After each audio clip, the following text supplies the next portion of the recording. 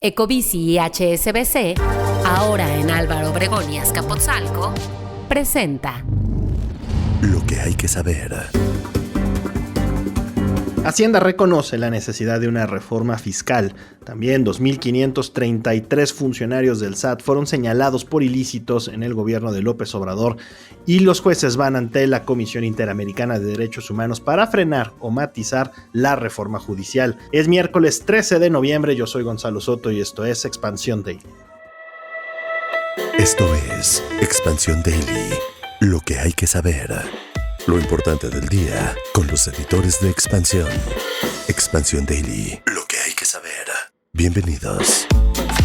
Bienvenidos y bienvenidas a un episodio más de Expansión Daily. Hoy está conmigo Eréndira Reyes, editora de tecnología en Expansión. ¿Cómo estás, Ere? Muy bien, Gonz, feliz de estar por acá, pero antes de empezar, quiero recordarles que se suscriban y activen las notificaciones de este podcast para que no se pierdan ningún episodio. Correcto, y bueno, vámonos ya con la información que hay bastante. Ayer por la tarde, el secretario de Hacienda y Crédito Público dijo, ¿verdad?, en el Congreso de la Unión, que en su dependencia, que en Hacienda hay conciencia sobre la necesidad de una reforma fiscal.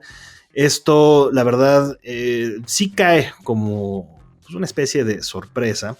Estaba él en una comparecencia para ser ratificado por la Comisión de Hacienda y Crédito Público de la Cámara de Diputados y al mencionar esto, sin duda va, no voy a decir si en contra, pero no por lo menos en línea con el discurso oficial que ha sido reforma fiscal, nada. Hay otras reformas. Lo que es cierto también es que el señor es el encargado de las lanas de este país y creo que él está en una gran posición para decir que se necesita traer más ingresos a la mesa. Sí, totalmente. Creo que de las cosas que fue muy claro es que el presupuesto actual tiene un elevado porcentaje de gasto comprometido y bueno, eso significa que se necesitan más recursos, se necesita tener más disponibilidad de recursos y además pues se necesita además un tema de flexibilidad en las decisiones presupuestarias de gobierno. Esto pues básicamente, ¿qué significa, Gonz? Tú que eres un experto. A ver, en términos generales lo que está diciendo es la cobija no alcanza, no hay dinero que alcance para todas las necesidades y todos los proyectos que se han puesto sobre la mesa. Se necesita también que más personas paguen, se necesita que los que ya pagamos lo hagamos quizá en una manera más proporcional.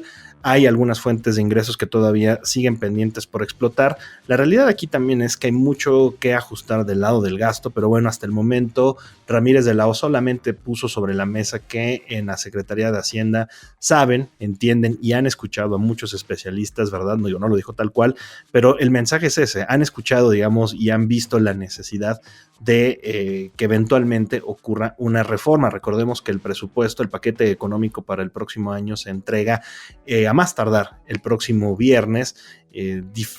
Difícil, ¿verdad?, que haya una reforma de gran calado para 2025, pero por lo menos podrían sentarse las bases de lo que sería pues un cambio, una miscelánea para la siguiente, para la actual administración ya, porque insisto, pues no está tan fácil, y es que México alcanzará este año su déficit fiscal más alto, estimado en casi 6% del PIB.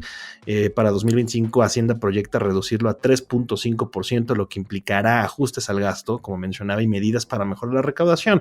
Tan sencillo como eso. De nuevo, no hay cobija que alcance si somos cada vez más acostados en la misma cama. Que creo que además algo que apuntó y hizo énfasis fue el tema de la digitalización, que lo hemos estado viendo, ¿no? O sea, creo que Hacienda ha estado haciendo un esfuerzo por digitalizar muchos procesos y esto también podría traducirse en tener una mayor recaudación, en tener una base de datos mucho más clara, que se pueda facilitar incluso la comunicación y conectividad entre dependencias, y esto pues además podría traer justo oportunidades significativas dentro del presupuesto de egresos de la Federación.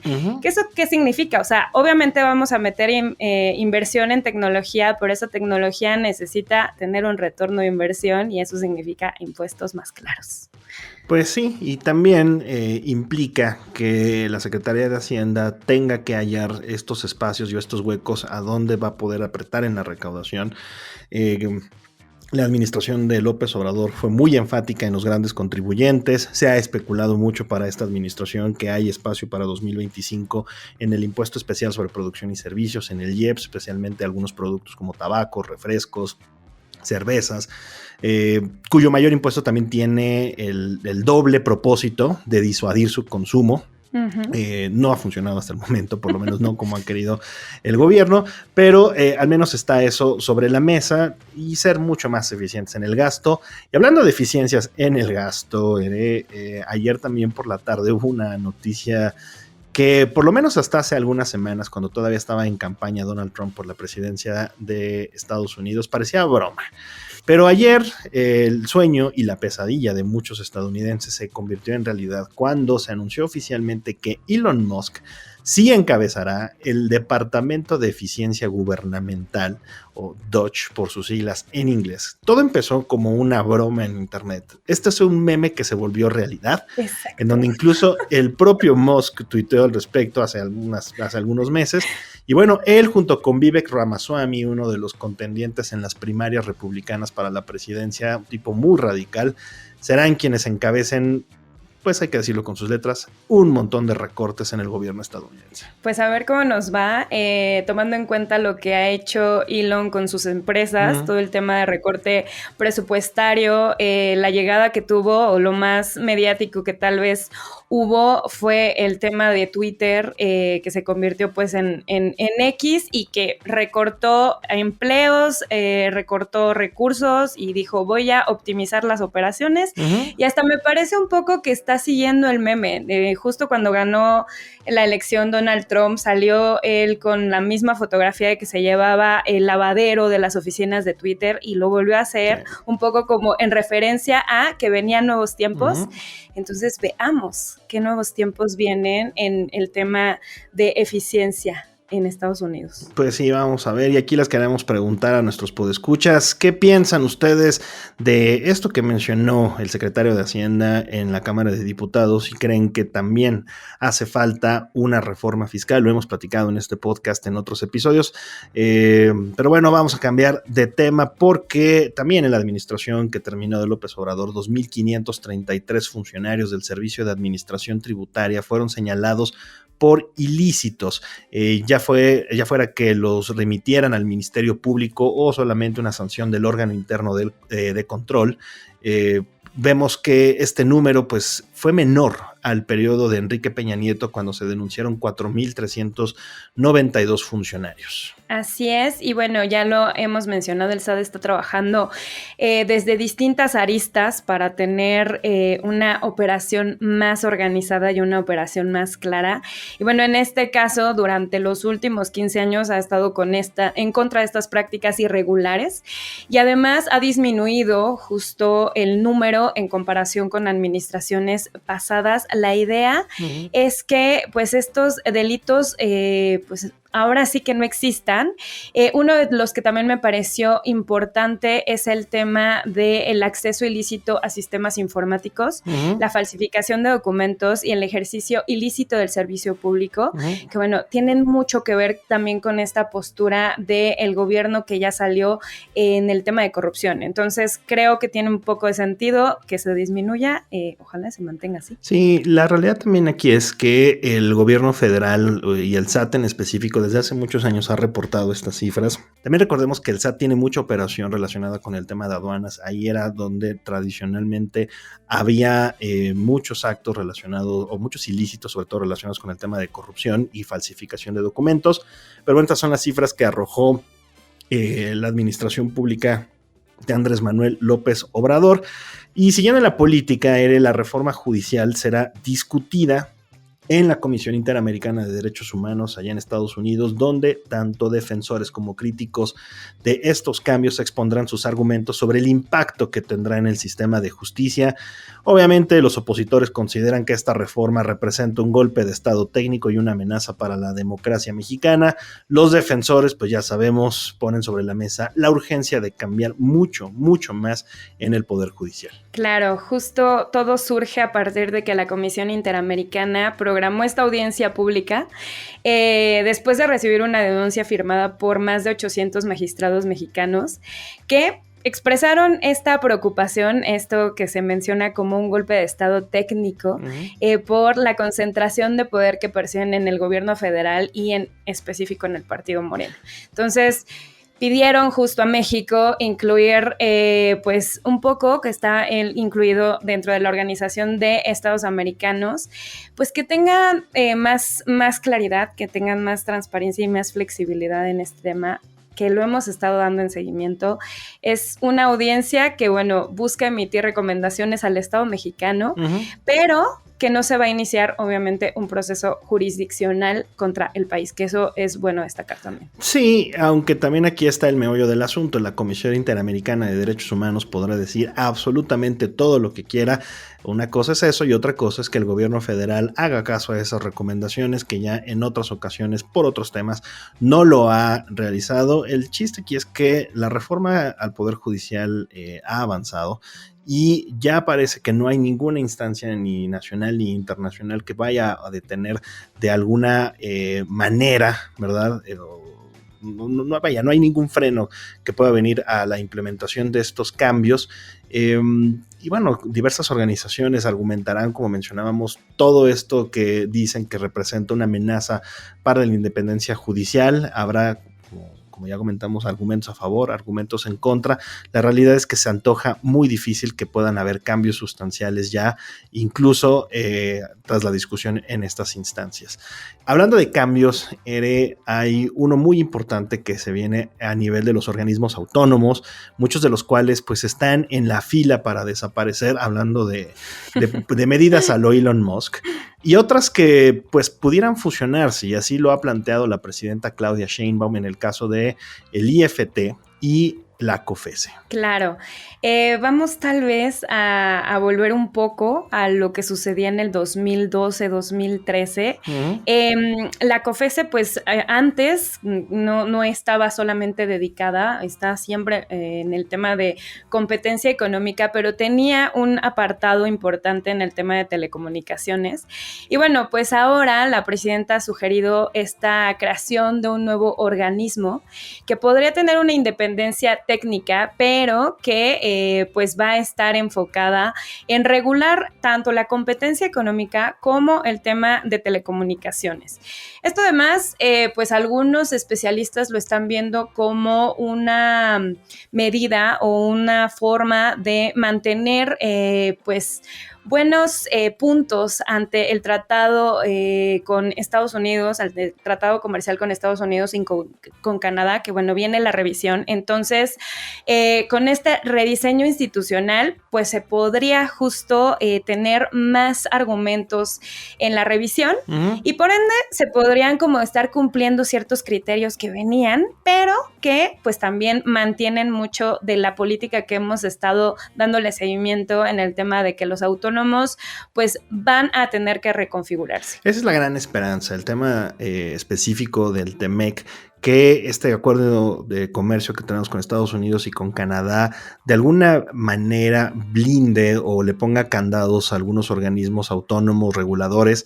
La realidad de este acuerdo es que no es específico en ningún caso o en ningún regulador y por ejemplo en Estados Unidos muchas de estas agencias no necesariamente son autónomas, sino que pertenecen a alguna dependencia del Estado, que eso es también lo que ha planteado la presidenta Claudia Sheinbaum con varios de ellos. Es decir, ella lo que ha argumentado y lo que ha dicho también el resto del gobierno federal es que no se necesita un organismo autónomo como los tenemos configurados para no caer en una violación al acuerdo comercial que se revisará a partir del próximo año con miras a terminar este análisis o esta revisión del acuerdo en 2026. No va a suceder eso, tal cual. Entonces, pues vamos a ver si estas fusiones que ocurren, como en el caso del IFT y la COFESE, pues sí pueden ayudar a mantener que la negociación que ahora será con el gobierno de Donald Trump sea mucho más tersa de cara a que mantengamos el acuerdo. Y además, creo que cabe destacar que algunas de las competencias que tiene en este momento el IFT podrían pasar justo a la Agencia de Transformación Digital y Telecomunicaciones, que se espera pues ya tenga tenga este rango o tiene este rango de secretaría y que va a tener pues algunas competencias para poder evaluar y decidir en torno al sector de telecomunicaciones, que bueno, están como esperando que ya suceda, que sí se confirme absolutamente todo, de qué manera van a estar las fusiones, qué le va a competir a esta fusión con COFECE e IFT y qué le va a competir a esta nueva agencia. Lo que es una realidad es que sí se va a reconfigurar el mercado, se va a reconfigurar la regulación y bueno, se está dando el peso o se espera que se esté dando el peso al sector de telecomunicaciones que vino iniciando con AMLO y que pues se va a consolidar con Sheinbaum. Desde luego hay preocupación porque la desaparición de los autónomos afecte los avances logrados, por lo menos en el caso del IFT, en el sector de telecomunicaciones. Y bueno, sin duda también preocupa la situación de todos los empleados, de los miles de empleados que trabajan en estos organismos, porque pues podrían ver desaparecidas sus plazas de trabajo. Pero no nos vayamos en este podcast de miércoles con una nota tan triste. Mejor hablemos un poquito de Peso Pluma. Aunque a veces parezca, no todo está perdido.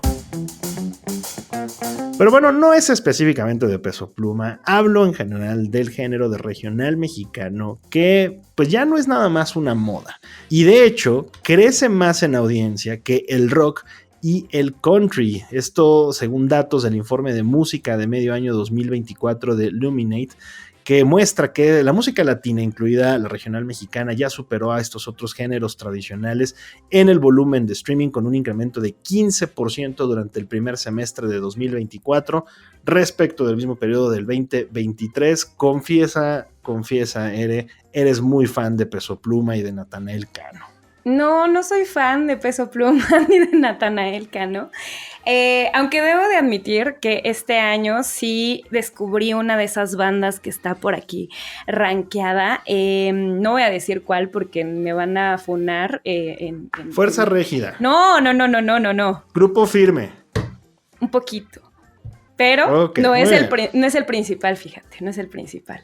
El que me gustó mucho fue Grupo Frontera. La verdad es que son buenísimos esos muchachos. Nadie te juzga. Pero mira, tengo que aquí decir que vamos a detonar más nuestra edad a la hora de que pidamos rock, a la hora que este meme de que ya pongan a Caifanes va a ser, o sea, de señor súper ya viejo, porque además mucho de la influencia o mucho de este empuje que está teniendo la música regional mexicana viene por la generación Z, que ha sido clave en la expansión de la música regional mexicana. Gracias a ellos, pues han aumentado las escuchas hasta 1.6 millones en 2019 a 54 millones en 2023. Tiene mucho que ver con dos factores importantes. Obviamente, la transmisión de música on demand, o sea, a través de servicios como Spotify, YouTube, Apple Music, etcétera, pero también por redes sociales, en específico TikTok. Y de aquí yo debo de recordar un reportaje que me gustó mucho escribir, justo sobre Peso Pluma, que escuché en Japón y dije, ¿qué está sucediendo? ¿Por qué estoy escuchando a Peso Pluma aquí en Japón? No me gusta, pero me interesa saber por qué.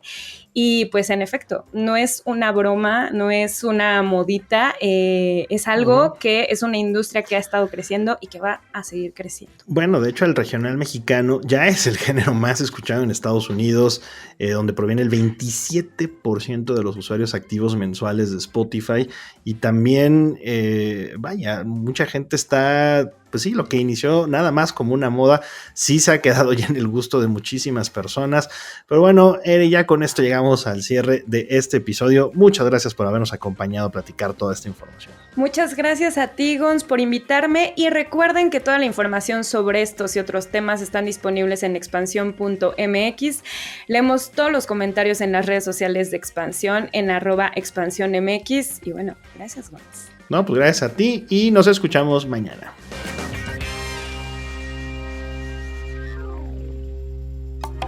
Expansión Daily. Escucha un nuevo episodio lunes a viernes a partir de las 6 de la mañana.